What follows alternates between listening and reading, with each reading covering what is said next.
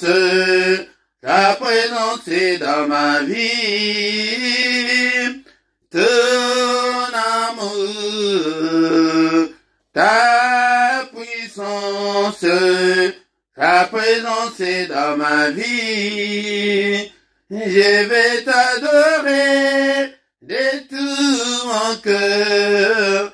Je vais t'adorer de toute mon âme. Je vais t'adorer de toute ma force, car tu es mon Dieu. Tu es mon Dieu, tu es mon Dieu, tu es mon Dieu, tu es mon Dieu, tu es mon Dieu. Ton amour, ta puissance, ta présence est dans ma vie. Ton amour, ta puissance, ta présence est dans ma vie. Je vais t'adorer de tout mon cœur. Je vais t'adorer de toute mon âme. Je vais t'adorer de toute ma force, car tu es mon Dieu.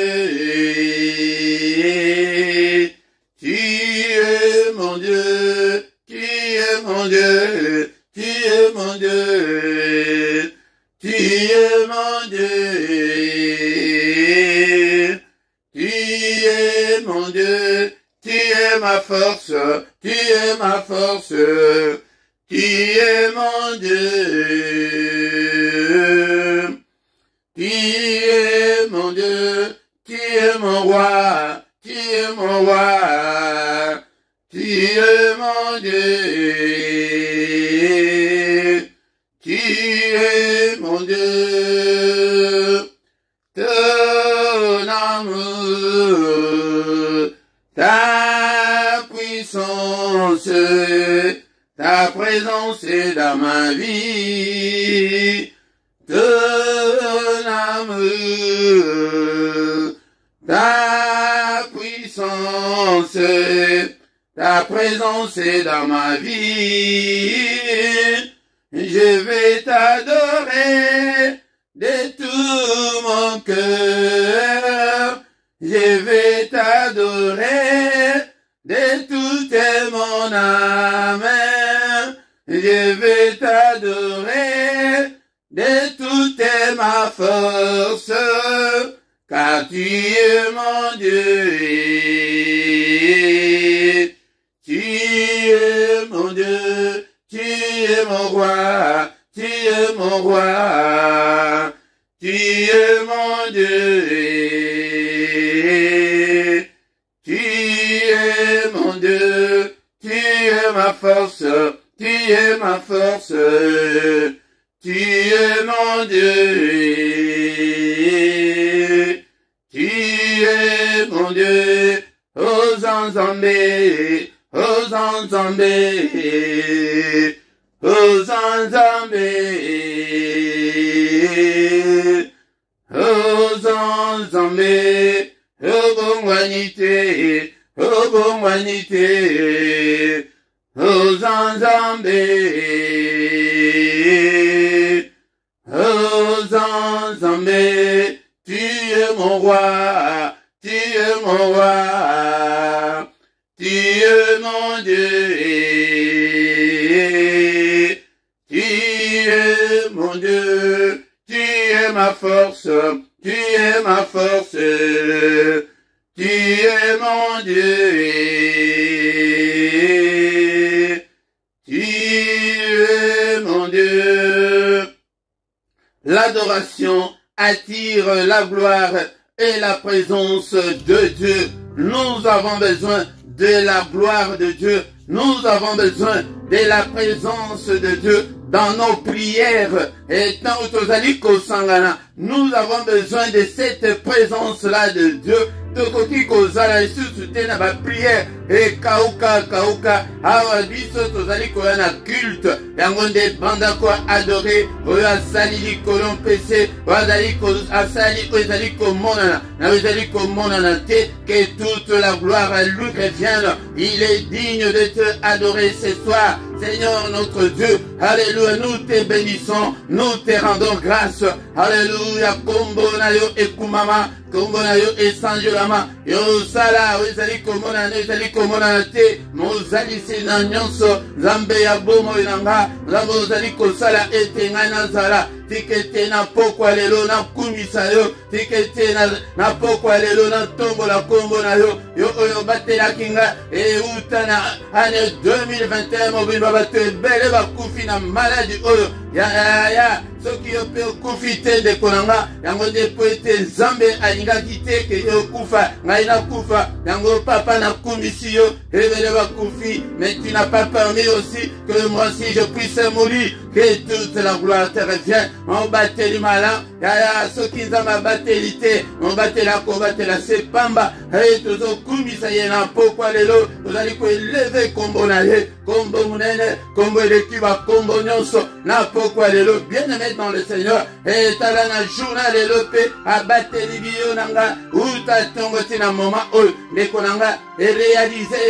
yango to komisa ye, na pokwa lelo, Seigneur merci, pour na ko batela ozali ko batela nga, tala mbula oyo komi, ya nanga, ebele bakufa, bazali susu na bomo ite, yango to komisa ye, papa, lolenge o bateli biso na 2021, papa bateli biso susu na 2022, batela ba proche nanga, bana nanga, libota nanga, bande konyonso, opesi nga ete na kamba, batela bango, batela biso Nzambe tata, nous avons une opposition farouche de l'ennemi, oyo azolinga ete yoza la kutu na bomo ite, yango de kumisa ye, tozali kopambola ye, na pokwa lelo, azali Nzambe mnene, azali Nzambe afandi bisika, bileki likolo. Merci Seigneur notre Dieu pour ta grâce, merci Seigneur notre Dieu, pour ete, yo soke obateli te mo batela ko batela sepamba. Alléluia, merci. Ete ozali kosangisa biso susu, pokwa nyonso, Nzambe oyo bateli biso,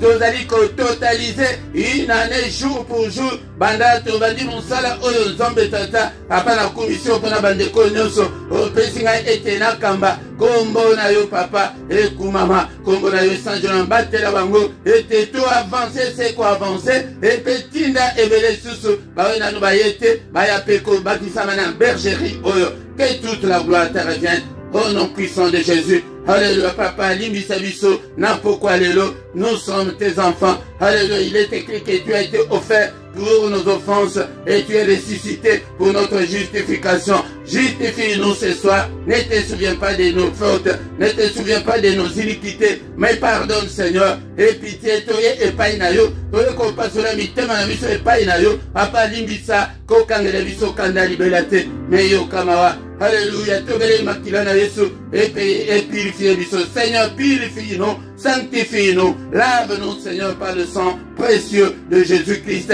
Tobele molimo santo, akamba biso na pokwa lelo, cher Saint-Esprit de Dieu, zoa contrôle la nyonso, zoa contrôle la vie nanga, salanga une flamme de feu, na salela yo, na lembate, na zonga simate, au nom puissant de Jésus, au nom puissant de Jésus, nous avons ainsi prié.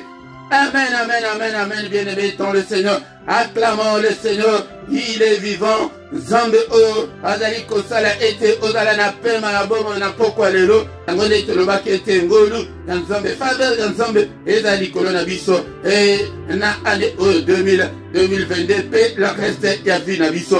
C'est la prière du soir, la prière à ne pas négliger, la prière à ne pas manquer, la prière, alléluia, à ne pas louper, louper, prière côté, l'obapé et pas dans comme sous ndekolanga. Yaya soki nano sabonana mte, sabonné na yo, pour la gloire de Dieu, et ndekolanga, et soki nano laïke tendenge tobani bo laïke na yo ndekolanga, et pour la gloire de Dieu, yango ndekolanga, toko silisate, que culte na biso ya pokwa lelo oyo sanke totanga maloba na nzambe na mikro ezali wa bino Mote Philippe yango nde mutu akokamba yo na prière oyo na culte oyo ya pokwa lelo ya avant tokende kolala. Bien-aimé dans le Seigneur, ce temps-là est révolu oyo ke bandoki oyo bana kosaka na biso na bapongi ndeko nanga yango nde tozobondela ete Nzambe asele bandako na biso aprotége biso ete tolalaka pongi kaka ya kimia na kombo na Yesu.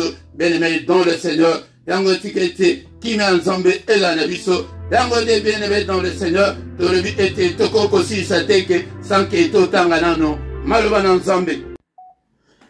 Bien-aimé dans le Seigneur, na pokwa ya lelo tozali kotanga maloba na Nzambe na mokanda ya Apocalypse chapitre 12. Bien-aimé dans le Seigneur, est-ce que vous avez la Bible na yo? Tokotanga maloba na Nzambe na mokanda ya Apocalypse chapitre 12. Tokotanga verset 7 tina 9. Tokosote tokotanga na verset 12. Et il y eut guerre dans le ciel. Michel et ses anges combattirent contre le dragon. Et le dragon et ses anges combattirent. Verset 8. Mais ils ne furent pas le plus fort, et leur place ne fut plus trouvée dans le ciel. Verset 9. Et il fut précipité le grand dragon, le serpent ancien, appelé le diable et Satan, c'est lui qui séduisit toute la terre. Il fut précipité sur la terre et ses anges furent précipités avec lui. Verset 12. C'est pourquoi réjouissez-vous, cieux, et vous qui habitez dans les cieux. Malheur à la terre et à la mer, car le diable est descendu vers vous, animé d'une grande colère, sachant qu'il a peu de temps. Bien-aimé dans le Seigneur, na pourquoi oyalelo, est-ce que vous avez la Bible na yo? Nazali ko exhorter yo tango nyonso ete ozala na Bible na yo ya papier osala ba étude biblique otanga ete okola, car la foi vient de ce qu'on entend vient de la parole de Christ. Foi et utaka na prière te na kotikala toujours koyebisa yo ke foi et utaka na prière te, mais foi et utaka na parole de Dieu. Pour nanine la foi. Hébreux 11 verset 6. Or sans la foi il est impossible de lui être agréable, car il faut que celui qui s'approche de Dieu croit que Dieu existe et qu'il est le rémunérateur de ceux qui le cherchent. Ndekonanga, sans la foi okoki kozala agréable non zambete. Ndekonanga yangonde tango tondimeli nzambe, il faut, nous devons lui être agréable. Yangonde okozeloko soki ke ozali agréable na miso nzambe te okozwa eloko te. Oite esengeli mutu nyonso azali kopusa na nzambe azala mutu ya doute te, azala incrédule aza mutu moko oyo ke akoyeba kozwa eloko te epai na nzambe. Me ngai nakoki kokamba ba incrédule te, naza na posa ya bato oyo baza na foi. Me foi wana ezali kouta na oyo tozali koyoka ezali maloba ya Christ. Yango maloba ya Christ ya pokwa lelo ezali koloba na biso na mukanda oyo tozali kotanga ya Apocalypse 12 verset tobandaki na verset 7 elobi ke bitumba, il y a eu la guerre au ciel.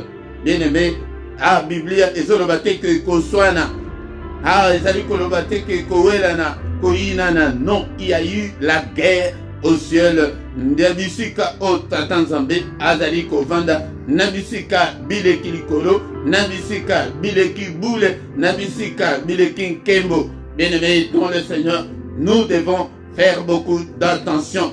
Yangode kokansate ke peut-être tozali kosambela diable akokobulisa biso te, loin de là. Bien-aimé dans le Seigneur, na pokwa lelo na epete na ebisa mutu moko ete tala esika ya nkembo, esika o rebosanto evandi, esika o armée ya papa evandi, ke mutu wana alukaki bitumba babundaki ya yi guerre ndeko na nga mais tata akoki kobunda na ye te. Michel, notre commandant en chef, babundisaki ye. Michel et ses anges combattirent contre le dragon.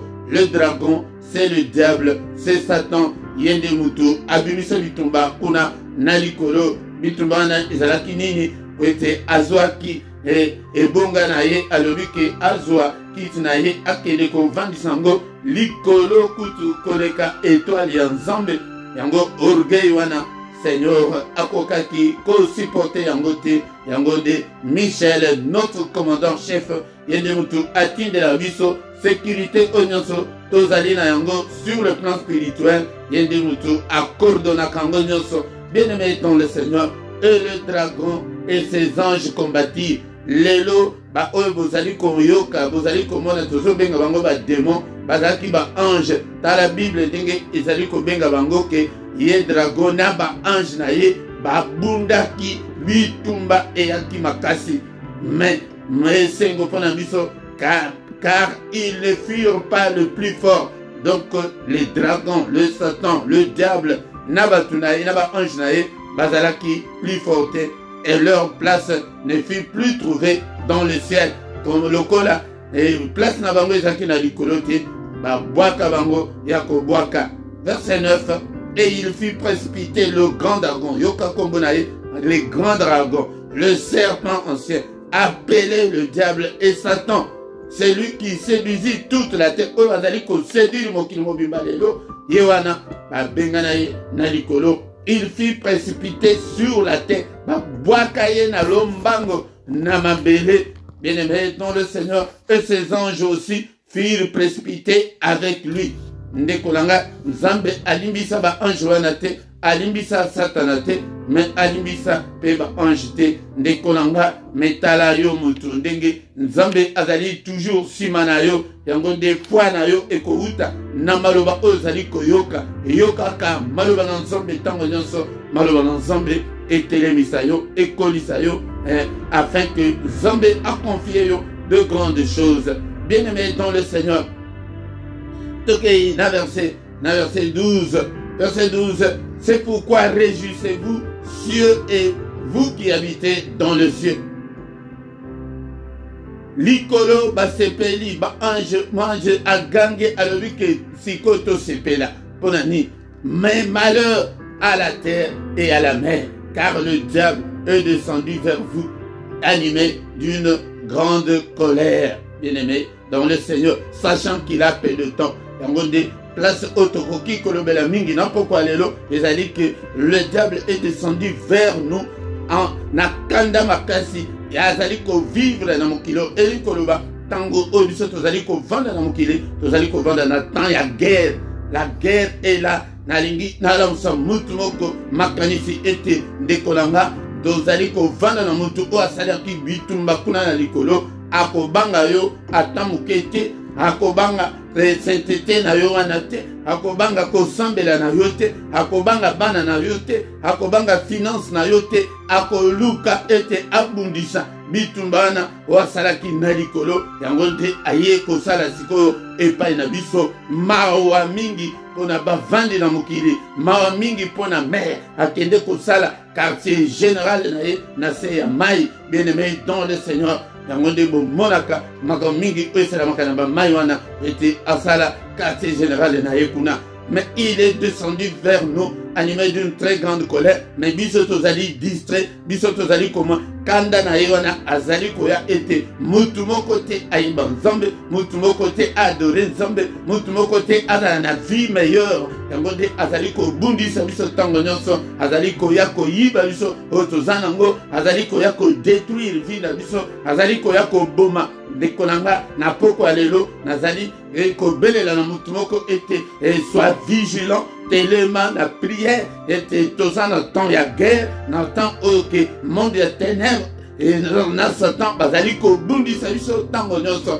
Bien-aimé mais parce que le Seigneur est venu nous racheter, il est venu nous armer. Aye, mission aye la ki alingaki atika biso teke tozanga makasi ke bandoki ba mole la biso. Non, jusqu'à quand l'ennemi sera-t-il plus fort que nous? Yangode ayaki mission aye la ki na mutu nyonso yambiye na mutu nyonso ndimi na kombo na e akomi mwana na Nzambe alatisi biso makasi po ete to bundisa munguna bunda et que c'est découragé te makasi zanayo. Et Luc chapitre 10 verset 19, Seigneur, et la Bible nous dit qu'il nous a déjà donné et le pouvoir là, et à que tout les mélaillés, tout résister, et dès qu'on a baissé ma boucle na yote, qu'on a le problème na yo en face c'était, mais t'as l'ensemble et zala mutia kondima, yango sans la foi et dès qu'on a au conseil sans ensemble t'es foi wana, yango de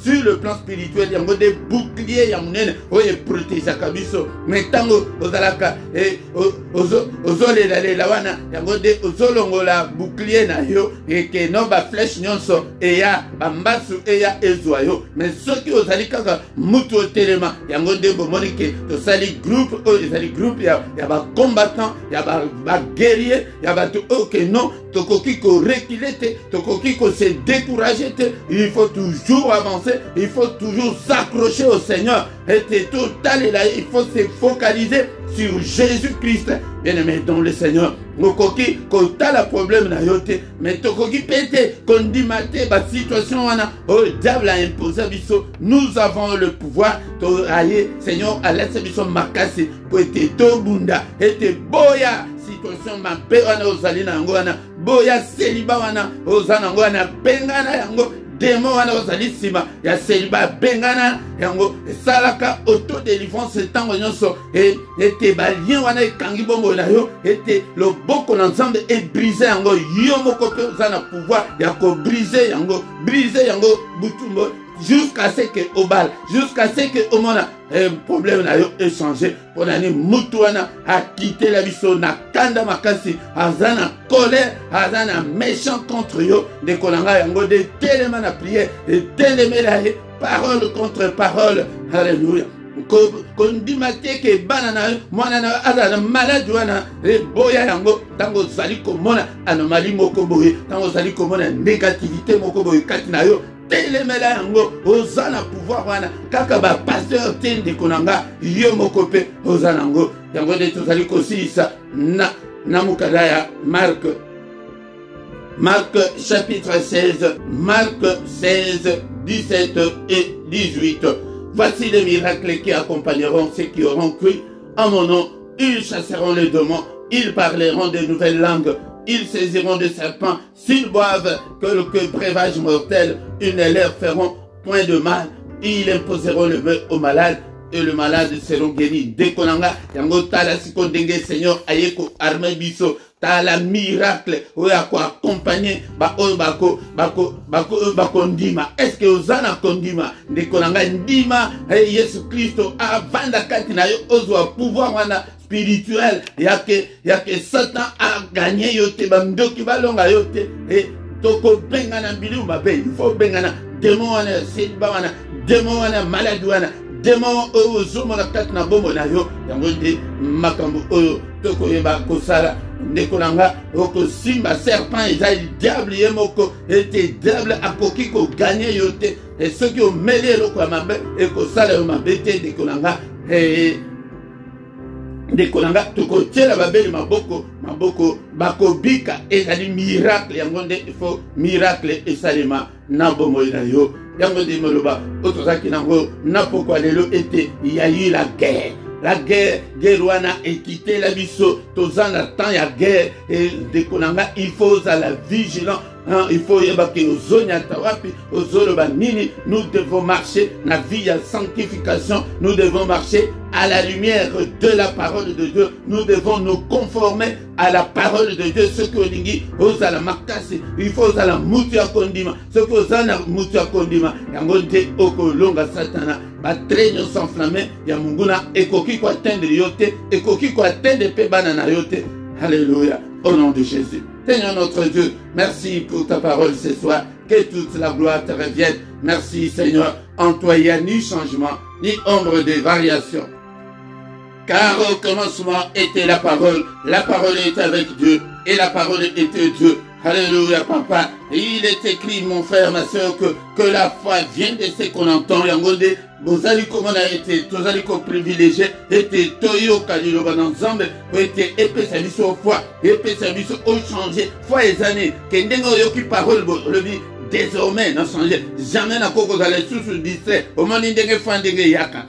Répétez au yoki à travers la parole. Le vie, ah, n'abanda qui n'abanda cause la malemba. C'est qu'il faut tellement. C'est ça la foi.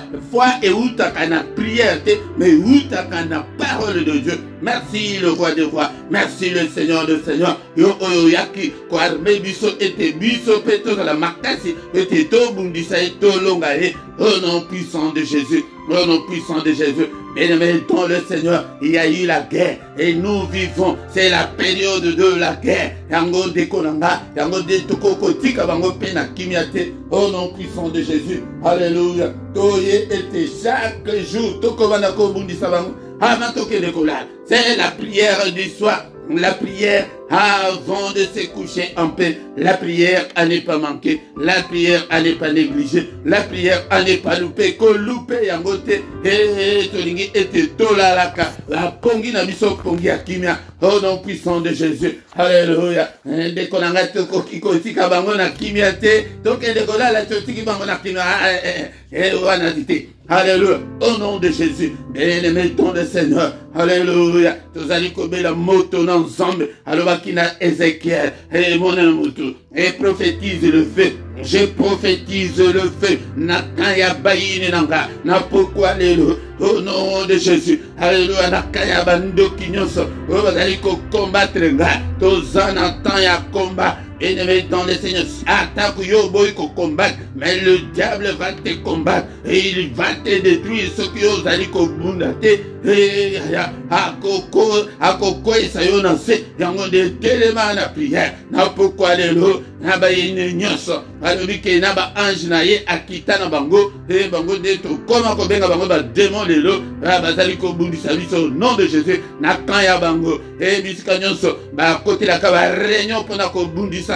Je prophétise le feu dans tous les domaines de ma vie et consumer ma œuvre non sur terre. N'est-il pas écrit que le Fils de Dieu apparu afin de détruire les œuvres du diable et à détruire ma œuvre du diable à travers Yon de Kolanga et n'importe quoi de l'eau. Nakanyoso yaba inyoso bazali ko bundisa ngai na ndako oyo na balabala oyo na quartier oyo na immeuble oyo na libota oyo na botama oyo nyonso azali ko bundisa ngai oyo nyonso abundisa ngai et alors qui Ézéchiel déclare, prophétise le feu, je prophétise le feu ce soir, alléluia, zombe tata oyo nyonso akanga libala na yo, alléluia. Et moto na nzambe bisika nyonso libala na yo kangami moto na nzambe pela alléluia na pelisi moto au nom de Jésus bisika nyonso misolo na yo kangami bisika nyonso bakangeli et santé na yo et basala babiloko na bango na monde ya ténèbres basala ba cérémonie yango zomona ete komi kobela tongo pokwa yaya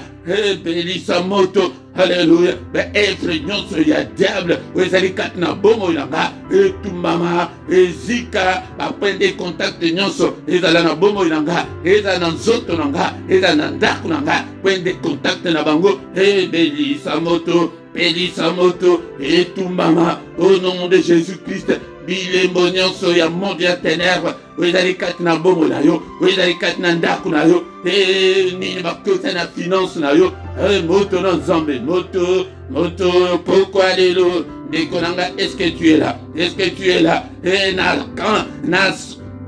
na kanya bandoki ya famille alléluia na bisika wana obakede kokutana alléluia quartier général ya sorcellerie ya famille nanga na pelisi moto au nom de Jésus au nom puissant de Jésus alléluia kindoki ekoki kokanga lisusu batute na prison alléluia ke baye nyonso bazali na prison ya Satan na pouvoir encore la pesibiso alléluia bazali na prison ya sorcellerie soyez tous libérés au nom de Jésus. Nyonso ndeko na ngai bazwa bozwi na bino bakanga ngo na kindoki bazwa mambala bakanga bazwa nini Yesu nanga haleluya bondela na pokwa lelo nyonso oyo kindoki ya famille ekanga ebo libere yango na pokwa lelo na pesi bino mitundo au nom suprême de Jésus bo libéré au nom de Jésus haleluya tozali kobela moto et briser lien nyonso ya kufa et lien nyonso ya maladie oyo ezali kolanda bino balien nyonso ya sorcellerie to briser yango to tumbi yango na pokwa lelo au nom puissant de Jésus haleluya. Alléluia. Tolingi tokende kolala. Mais ba mingi tango ba kolala boy. Ba cauchemar epai. Ba de konanga. Ba femme de nuit epai. Et ba mari de nuit. Au nom de Jésus, to telemeli. Ba ndoto nyonso ya mabe na pokwa lelo. Au nom de Jésus. Alléluia. Ndoto nyonso ya mabe to rejeter yango. Et bi makati na vinanga.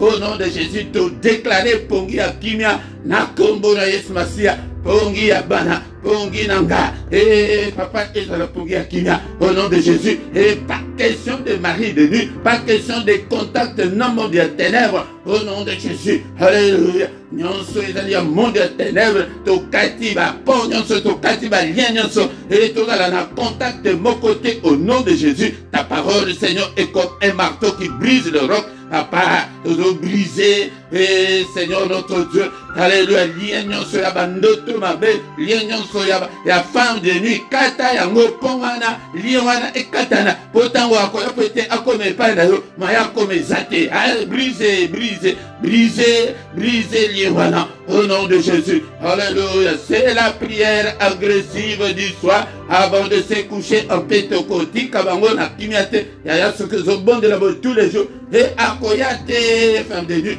bandoto mabe, to tumbi yango, na pokwa lelo, et au nom puissant de Jésus-Christ, alléluia, est-ce que tu es là, et phénomène aux femmes et maris de nuit, il faut ici là, au nom de Jésus, et phénomène où il y a un cauchemar, il y a un sauté na pongi ici là, au nom de Jésus, mais ceux qui ont agressé bangote, ceux qui ont bondi sur bangote, et bakoya kaka, bako opérer, et facilement, alléluia, au nom de Jésus, un mauvais rêve, et mon sous ezali phénomène, il y a boutou ezali insomnie, au comment la moutouake peut être alala, et pongi ezalité au nom de Jésus, to bouki lien wana, et to briser lien wana, et to Moto, et tout ma valien nyonso wana insomnie, alléluia, au nom de Jésus, l'insomnie ici là, alléluia, on a les kotumba lien nyonso oyaka maladie à boutou, alléluia, au nom de Jésus, alléluia, toko isi maladie à boutou, na kombo na Yesu Masia, et ndeko na ngai soki yomoko yebi lien nini,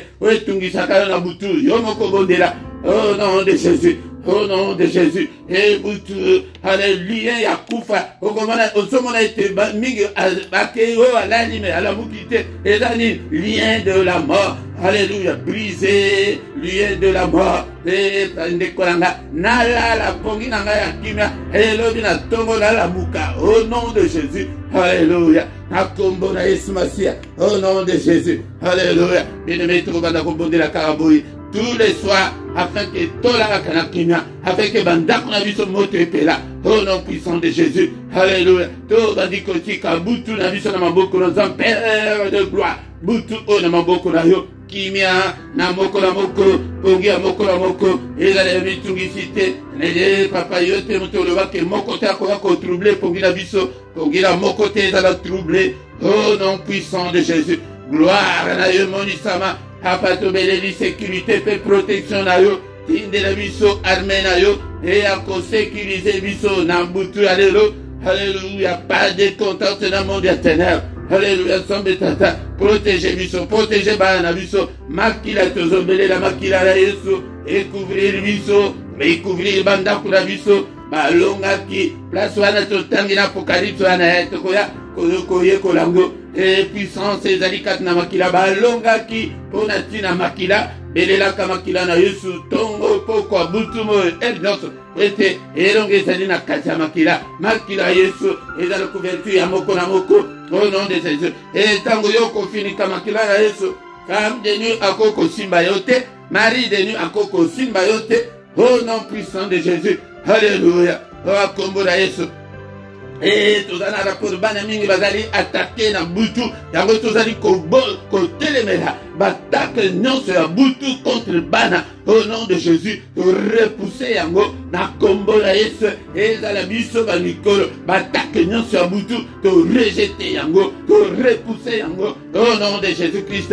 Alléluia. Papa bungisa biso na ba radar na bango tamba ko ya pete baluka biso ba adresse na biso ba mona yango te e bisika tozali ba mona te. Cher Saint-Esprit, bomba biso, sala bango la biloko sala kabango, baya baluka bohe. Eh, mwana wana tu invité, bodoko sake akenda France, mais to luka France nyonso, to mona ete zokande ozakana na France. Alléluia. Et va comme Saint-Esprit sala kabango. Cher Saint-Esprit, yango de collaborakana na Saint-Esprit, focalise-toi sur Dieu. Tozana temps ya guerre. Alléluia, Nzambe tata. Alléluia. Il ne battu à Moukili Bazana, ba anti-nango, ba anti-missile nango, Père de gloire, télémissile de viso, ba anti-missile, bouclier ya foi, et Seigneur notre Dieu, bouclier ya foi, et protéger viso contre tous les traits enflammés de l'ennemi. Papa érige un mur de rein, infranchissable au monde des ténèbres, et qu'on atteindre viso te, boutou, et à la boutou ya kimia, au nom puissant de Jésus. Au nom puissant de Jésus, yango de kolanga ba bonde la kabo, ce que zo bonde la bonne, pourquoi nyonso yaya, femme de nu akoyate, mari de nu akoyate, de kolanga, pe bongwana, et ce qui n'a no bongwanité, yango de azana droit ya ko simba yo, alléluia. Mais ce que bongwana yo pesi bongwana yo et pas na Yesu. Yango de okomona ko changer tozo prier mais tozo ye ko la paix yango des fois ezo utawana e ko pesa motema na yo e pa ina nzambe ezo kute yo mbongo te cérémonie ata moko te fongola nde motema pesa motema e pa na Yesu afin que ozwa couverture spirituelle au nom puissant de Jésus. Alléluia. Alléluia. Que le Seigneur Dieu Tout-Puissant vous bénisse et vous garde. Que le Dieu Tout-Puissant fasse lui sa face sur vous et qu'il vous accorde sa grâce. Que le Dieu Tout-Puissant tourne les regards vers vous et qu'il vous donne tout ce dont vous avez besoin et pour la vie et pour la piété. Au nom de Jésus, ô Père éternel, exerce nos mains au combat et nos doigts à la bataille, Seigneur. Alléluia. Tous en la guerre et tous à la lisanga, oh yaba combattant, oh bazali ko combattre. La moussa mwana moko la moko zombe, papa. Longola na marimba, et longola ye papa, na distraction, au nom de Jésus-Christ. Tozo vivre tant on avait tant ya guerre. Télémi sabana na yo. Revêtis-nous, Seigneur, de toutes les armes spirituelles. Revêtis-nous, Seigneur, alléluia, de la puissance d'en haut. Alléluia. Père de gloire. Mungu na longa lisote. Mungu na longa te peuple oyo pesinga na kamba. Protection na yo. Ezala ngai no kambi. Ezala bango. Ezala bana na biso ba famille na biso. Ba proche na biso. Bana na biso bazali beaucoup plus attaqués ces derniers temps. Seigneur, protégez bana na biso papa. Au nom puissant de Jésus.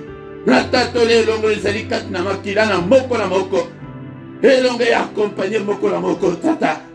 Kwa bakota problème ya moko la moko. Et sa solution na banana yo tout vive le moko na yo. Fais-nous voir ta gloire Seigneur. Au nom puissant de Jésus. Nous avons ainsi prié. Amen, amen, amen, amen. Acclamons le Seigneur. Il est là. Il est avec nous. Alléluia. Il ne nous abandonnera jamais. Il est là. Il est présent. Alléluia. Le Seigneur des Seigneurs. Alléluia. Il est descendu vers nous en très grande colère, le diable. Mais le Seigneur est de notre côté. Kobangate, kobangate. Réunion soko mona. Ko paniquete. Ne pesa. Mote manayo et pas na Yesu. Focalise-toi sur Jésus. Okomona ete elongezali. Bien-aimé kozangate. Na prière agressive du soir. Pourquoi nyonso ngonga 21h. Et à Bruxelles, et à Paris, 20h, et à Londres. Yaya, kozangate, il s'appelle des consusu, aya, toko tabitumba, ensemble. Mais ya mukola misatu, et la singulièrement, que, écoute spécial pour la banane biso, kozangate, il s'appelle des consusu, et mukola misatu, Mazangate, Tobondela, Tokoma intercesseur, Yabanana Biso, Nekolanga. Tongo Nyonso, du lundi au vendredi, Tozana Mystère ya Tongo Yaka Okota, Oyekola Kuna, Oyeba Ndengenini, et Okokiko Bondela, Natongo, même Mystère ya Tongo, et ya samedi na dimanche, Wanande, Tozo Bandalangonga, 5h30, elle est à Paris, elle est à Bruxelles. Bien-aimés dans le Seigneur, mais changement Oyekoti, année Oyo, était dernier samedi à moi, Togo dans la veille, na Biso, et Kobanda Kobanda, na 5h, de 5h à 6h. Yangonde, tanto comme à Pembeni, Togo Banda, ko annoncé Yango, ko ete mutunyo soit ébake, veille na Biso et Kozala. Et dernier samedi à moi, Moutinyoso Ayeba tous les dimanches, Nangonga 17h, nous allons enseignement biblique, Yaka Oyekola, Pete Okola. Bien-aimés dans le Seigneur, Tokina nous s'abonner, tu es abonné na yo, et beau liker, beau partager, Ndekolanga Moutinyoso, na awa, ezali, lisanga, ba disciple, Moutou Oyokoya, Okarama, Boko, Moutou Oka, Seigneur, devoir à domicile, le Seigneur appelle ça, que ose à la disciple. Un disciple ne peut pas croiser les bras. Tu dois faire quelque chose pour le ministère, pour la chaîne. Au partager. Et là, c'est à Tozana. Tozanina. Na numéro ya compte bancaire Ndekolanga. Nami solo na et ça la pour la évangélisation. Koya ko croiser ma bon côté que ota la batousus non. Ou bien ozo partager, ou bien au luki musala, ou bien au bengi. Awa. Okokipe ko sala. Na chaîne car même à distance ko sala. Technologie et c'est évolué. Ndekolanga. Misale ezebele. Que papa nganga na salani. Nous tenons esengeli asala. Bon partager, bon le bango et pas. Les hommes sala spirituel. Oye disi mutumo ko mbala moko yo kasike. Diable n'a pas le quitter à lâcher mon facilement. Non. Et Koko Salimate, Ndekonanga, Nase, tout ça, numéro de compte, Ndekonanga, la description, numéro de compte bancaire, PayPal, Payzali, et Misolonayo, évangélisé, Zambé, Agokanisa, et Rakokanisa, le Tala, Makamsuso, tout le monde a passé, et Wouti, Nabakoko, Yabakoko, Kuna. Mais ce qui est le biso fait au bandit, bah, every malam, nan zam. Ti ba génération et quoi, bah quoi bah cousi qui est aussi ton bon ici déjà. Alléluia. Yavon de kolanga tant que commuana, to komina suka. Ce qui te bossani, toni kem soso, le paysan mukolo, to kolo belango, au nom puissant de Jésus. Amen, amen, amen. To kutani soso, mukolo alobi, dans une autre prière agressive du soir. Na kombo na Yesu. Amen, amen, amen.